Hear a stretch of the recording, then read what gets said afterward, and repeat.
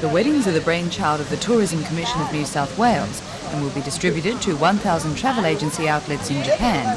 So far, the two young Japanese students, Yoko and Hiro, have gone through ceremonies at St Andrew's Church in Balmain, Fort Denison at Pinchgut and Featherston Wildlife Park in the Koala Sanctuary, and all for the cameras. Yesterday, another ceremony was held in the Green Cathedral at Tiona.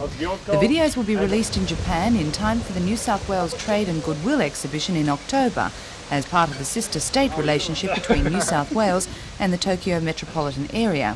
From October 4th, New South Wales Week will be held, of which the main focus will be the donation by the New South Wales Government of 2 female koalas.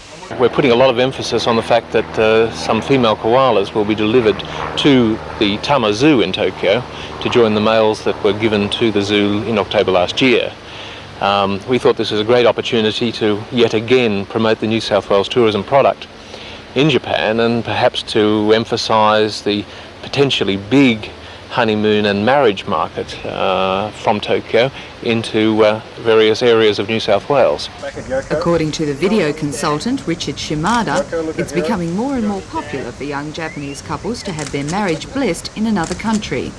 Part of the reason is definitely for them to take an opportunity to travel overseas and see the foreign countries on their honeymoon.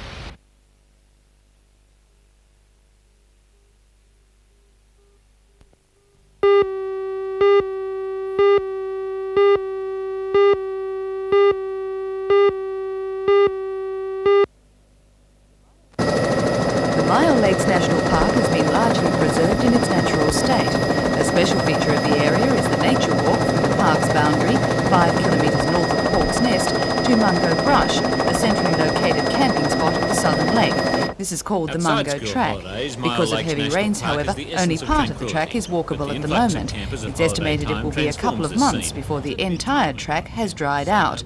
Dr Hans Pacey is the Lions Club project chairman for the Mungo Track venture and is also a keen bushwalker. There has been no facilities in the area for walking at all. Tourism has mainly focused on the increase of boating or the increase of using four-wheel drives using the beach. But for walkers, there has been very little done in the area. So we felt if we are to pick up the slack after the loss of jobs through mining, where hundreds of people have been leaving the area, we could only increase tourism in some way. How did you become involved in the book? I photographed an audiovisual first, half-an-hour audiovisual, and that took me about a month or two. And then I said, well, it's no use. People walking the tracks, they've got to have it explained. There's so much geology, history, and biology in it that there should be a booklet to explain to people and also tell them where to go with maps and explanations.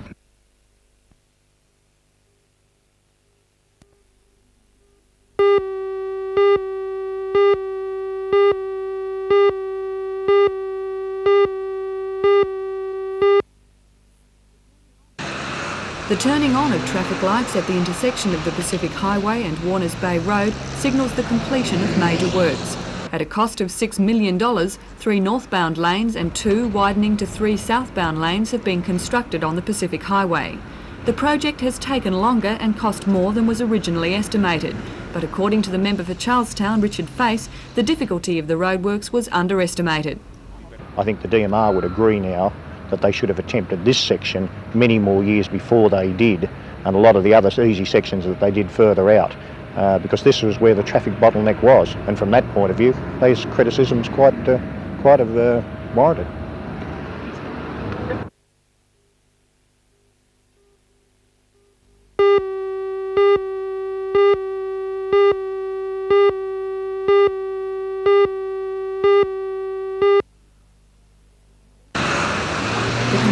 Major roadworks at Cabbage Hill in Charlestown was marked by the switching on of traffic lights at the Warners Bay Road intersection. Although pavement work and landscaping remains to be done, the heavy work is finished. 3 northbound lanes and 2 widening to 3 southbound lanes have been constructed between Oxford Street and Dudley Road. Traffic lights now control the movement of vehicles between the highway and Warners Bay Road. The project has taken far longer than was originally estimated, at a cost of $6 million. The member for Charlestown, Richard Face, says the difficulty of the job was underestimated. A lot of people have got irate about the fact that it has taken so long. I think it's a lack of understanding that they've had severe problems here. One, first, of design, because they found a geological fault in the side of the hill, to do with mining as well. Additionally, it had to be budgeted over a period of time because of the many other works going on in the region. I think most importantly, and the point that's missed, it's a very hard piece of area to construct roadway and try to keep traffic going on effectively what is the main national highway.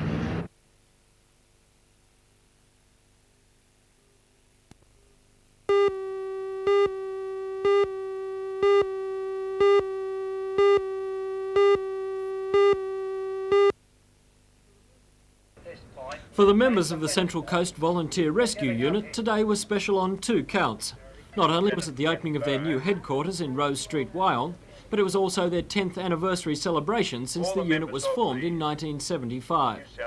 The new headquarters is one of the best equipped in New South Wales and was finished after 5 years' work by the unit's members and local tradesmen. Ironically, their last headquarters was demolished when a car ploughed into the building just over 4 years ago. Police Minister Peter Anderson took the opportunity today to praise the selfless work done by the men and women in the rescue unit. Then it was time for the official opening, which was followed by a surprise presentation from the Minister, who gave the unit a cheque for $1,000 from his personal discretionary account. The unit survives largely from fundraising efforts by the members and by local community support. It's one of the few units in the state with the facilities for car rescue, cliff rescue, rescue diving and domestic rescues such as cats in trees.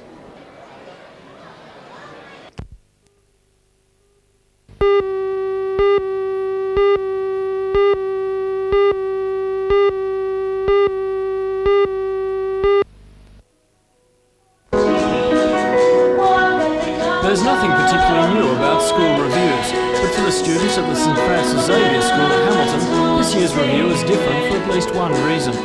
It's the first year the school has accepted female students, and not surprisingly the review centres around the interplay of males and females in the community. As with most reviews, this one features a series of skits that reflect the times we live in and the events around us.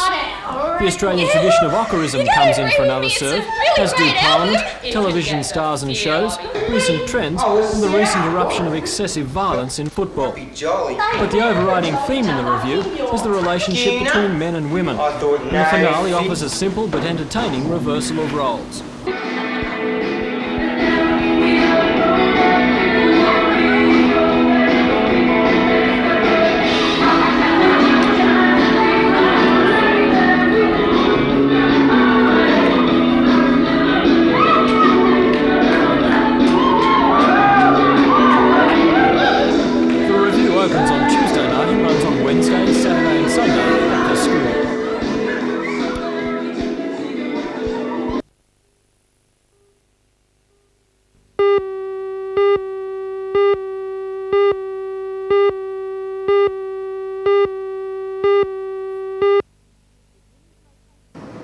The gym is located on the former Courtaulds textile factory site and is equipped for fitness testing, aerobic classes and gym workouts.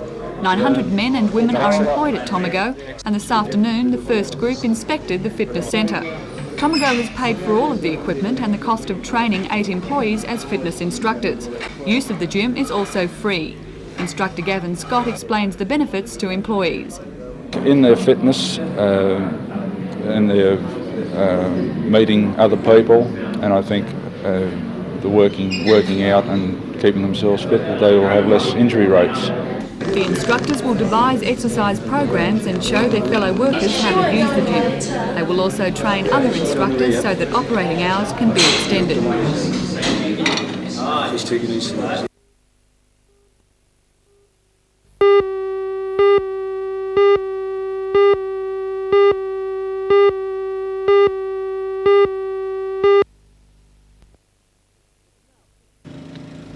It's now 6 weeks since the massive explosion at Obelisk Hill shook the hill area of Newcastle, and 8 girls lighting firecrackers on the lid were lucky to escape with their lives.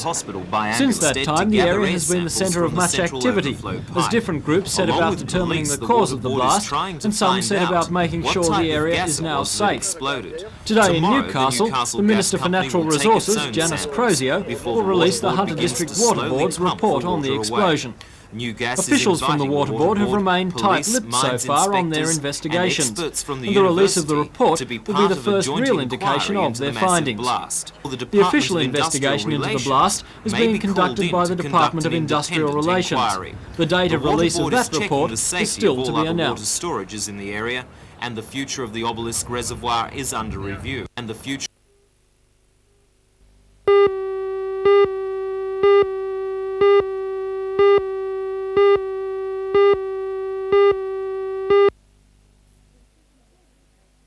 Teachers and children at Gateshead West Public School are working to a banquet theme this year to associate all the good things in life with literature.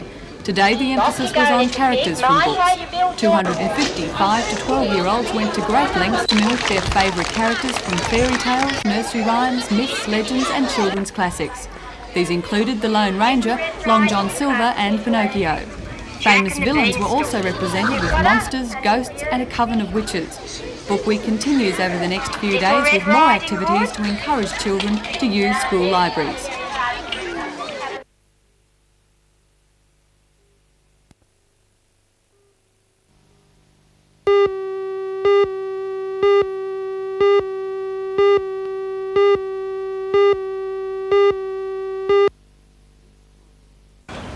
These charred rolls of carpet and underlay were the fuel for last night's fire, which raged for more than 2 hours before being brought under control. It was reported at 3:25 this morning by a train driver passing the Crays Furniture Warehouse in Day Street, East Maitland. And even though brigades from Maitland, East Maitland, Taro and Morpeth were quick to respond, there was little that could be done to save the stock, valued at around $300,000, or the building, which will now have to be demolished. The fire was contained around 5:30 after desperate efforts to ensure the safety of nearby residences. Detectives from the Newcastle Scientific Squad moved in as firemen turned their attention to isolated pockets of smouldering debris. At this stage they believe the fire may have started in the office, the cause possibly being an electrical fault.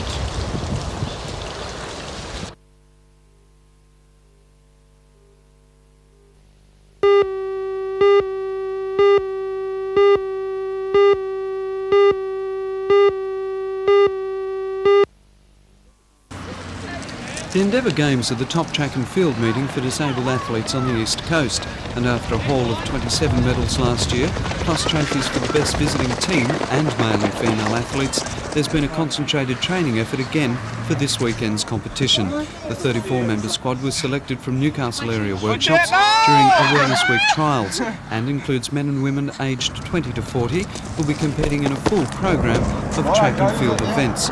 The only difference between this weekend's competition and, say, the Australia Games is that the participants have some level of intellectual or physical disability. That's not to say their efforts aren't as hard-earned or enjoyed.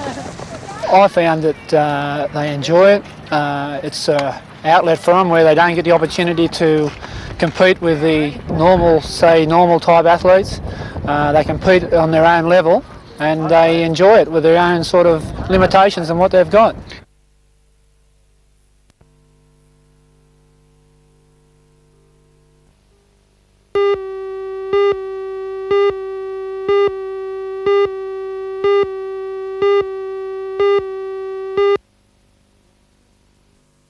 More than 300 people from interstate and overseas attended 3 days of auctions in Brisbane, which were billed as a rural property sale of the decade. The vendor, the CSR Group, disposing of 13 spreads, which proved to be highly sought after. The top price of $7.25 million was paid on Wednesday for Mulungara, a vast cattle station of 5,000 square kilometres north of Julia Creek, which runs 26,000 head.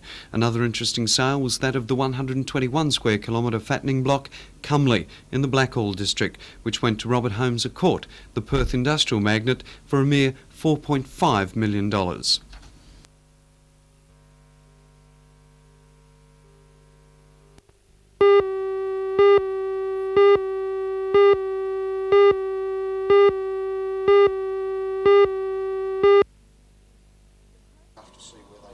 The Project Control Unit's decision to support the concept came after reading the feasibility study.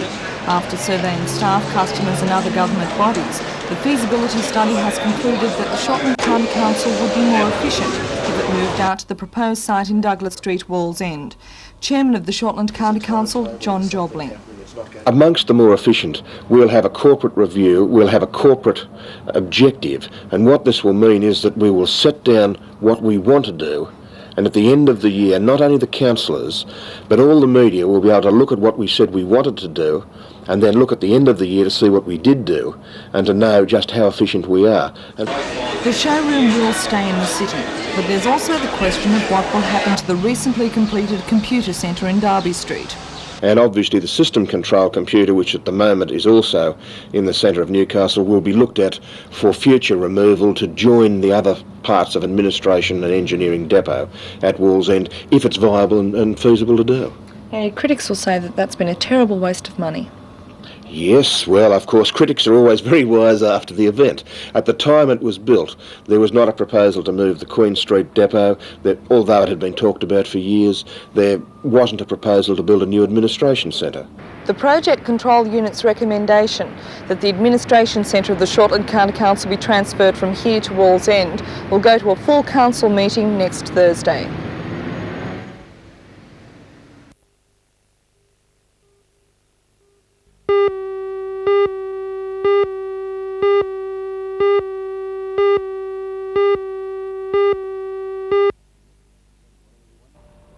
Good morning everyone and welcome once again.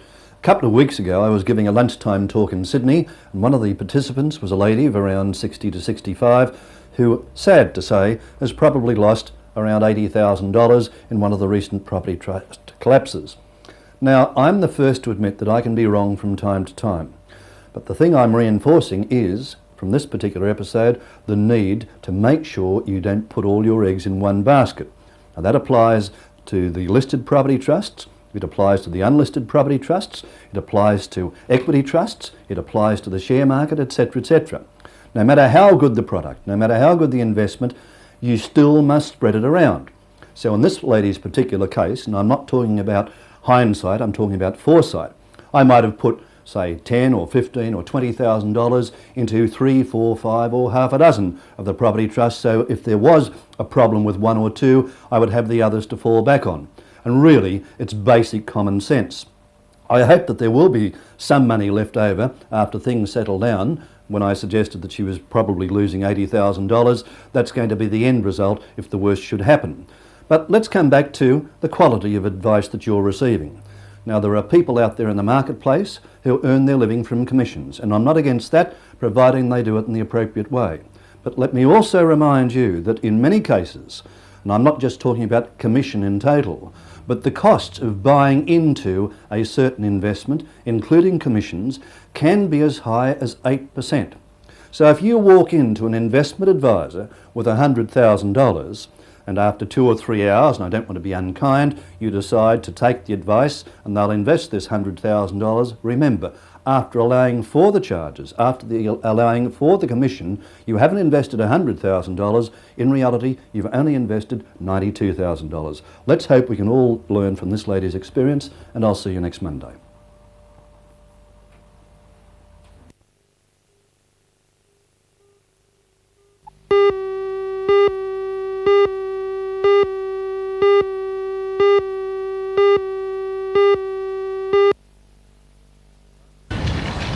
The privately owned bus had just completed a school run from Port Stephens minutes before it ran downhill and speared into the front room of a house owned by Madge and Bill Carmody. According to the driver, who was out of the bus at the time, 2 children leapt from the vehicle as it started to move away from the curb. After flattening a bus stop, the bus veered to the right-hand side of the road, leapt the gutter and slammed into the Carmody's house. The retired couple was shaken but unhurt. Police and ambulance rescue officers applied their expertise to shoring up the front of the house so the damaged bus could be extricated without causing the wall to collapse.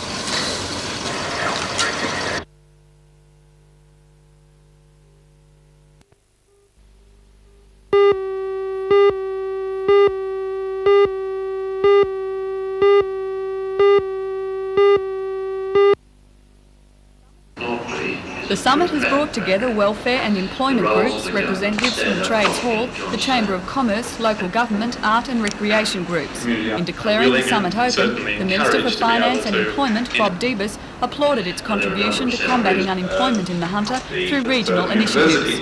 The summit continues throughout the day. The main topic for discussion is the matching of local resources with the major areas of employment need. Torres is also on the board of the community.